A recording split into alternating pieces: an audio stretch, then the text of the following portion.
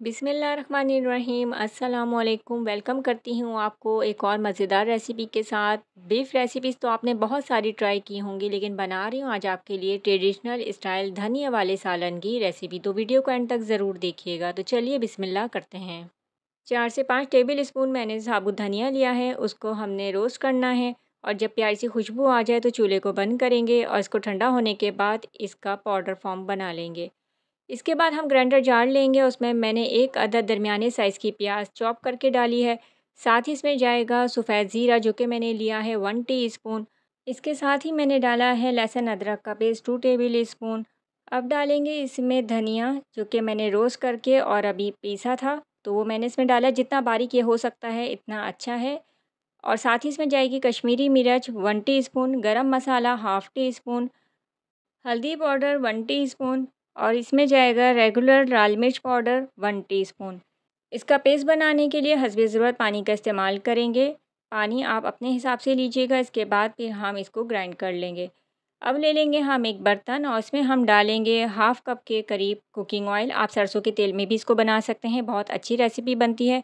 इसमें कुछ मसाले जाएंगे, जिसमें हरी इलायची मैंने डाली है 4 से 5, दालचीनी के मैंने 3 से 4 टुकड़े डाले हैं, 2 काली इलायची डाली हैं, 7 से 8 अदद लौंगे और 22 से 23 काली मिर्चें साबुत मैंने डाली हैं, 2 तेज़पत्ता मैंने डाले हैं। तेल गर्म हो जाए तो ये मसाले डालने के बाद कुछ सेकंड आपने भुनना है। एक बड़े साइज़ की प्याज मैंने बारीक स्लाइस में कट करके इसमें डाली है। मीडियम फ्लेम पर अब इसको इतना फ्राई करना है कि प्याज हमारी गोल्डन ब्राउन हो जाए। प्याज हमारी गोल्डन ब्राउन हो चुके हैं, तो इस पॉइंट पे हम डाल देंगे गोश्त जो कि मैंने लिया है 1 किलो बीफ का। और अच्छे से धोने के बाद इसमें हम गोश्त डालेंगे और इसको अभी हम फ़िलहाल इतना हम भुनेंगे कि इसका कलर चेंज हो जाए। अभी हमने इसमें कोई पानी शामिल नहीं करना। तकरीबन 5 से 6 मिनट आपने इसको बहुत अच्छे तरीके से भुनाई करनी है। जब ये बहुत अच्छे तरीके से इसका कलर चेंज हो जाए तो इस पॉइंट पे हमने जो पेस्ट बना के रखा था, तो वो पेस्ट अब हम इसमें शामिल करेंगे मसालों का। साथ ही इसमें हस्बे ज़रूरत पानी शामिल कर देंगे। ग्राइंडर जार में जो पेस्ट थोड़ा सा रह गया था उसमें भी मैंने थोड़ा सा पानी लेके इसमें डाल दिया है, ताकि पेस्ट हमारा ज़ाया ना हो। तकरीबन 2 गिलास के बराबर मैंने इसमें पानी डाला है। कवर करेंगे, मीडियम फ्लेम पर पकने के लिए रखेंगे कि गोश्त हमारा अच्छे से डन हो जाए। 1 टीस्पून मैंने नमक शामिल किया है, क्योंकि उस टाइम पे मैंने नमक शामिल नहीं किया था। इससे टाइम आप अपने टेस्ट के मुताबिक नमक शामिल करेंगे। मिक्स कर देंगे नमक को अच्छे से और उसके बाद हम इसको पकने के लिए रखेंगे। तो आप देख सकते हैं कि हमारा तकरीबन 35 से 40 मिनट में गोश्त गल चुका है अच्छे तरीके से। मीडियम फ्लेम पर ऑयल सेपरेट नज़र आ रहा है, भुनाई बहुत अच्छे तरीके से हो गई है। इस पॉइंट पर हम इसमें डाल देंगे हरी मिर्चें। आप काट के भी डाल सकते हैं और साबुत भी डाल सकते हैं। तो 4 अदद मैंने हरी मिर्चें डाली हैं और इसमें दोबारा मैंने तकरीबन 2 गिलास के बराबर इसमें पानी शामिल किया है।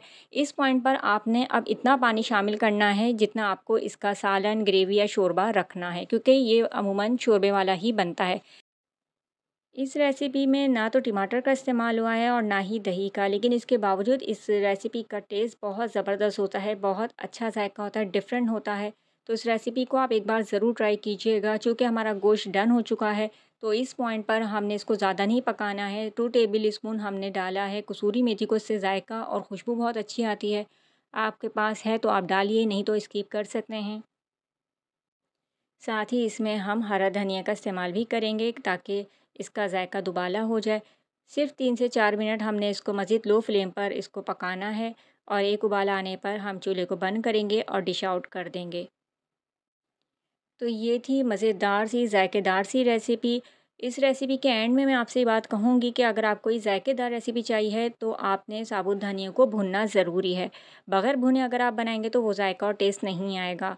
उम्मीद करती हूँ आपने आज की वीडियो पूरी देखी होगी, स्किप नहीं की होगी।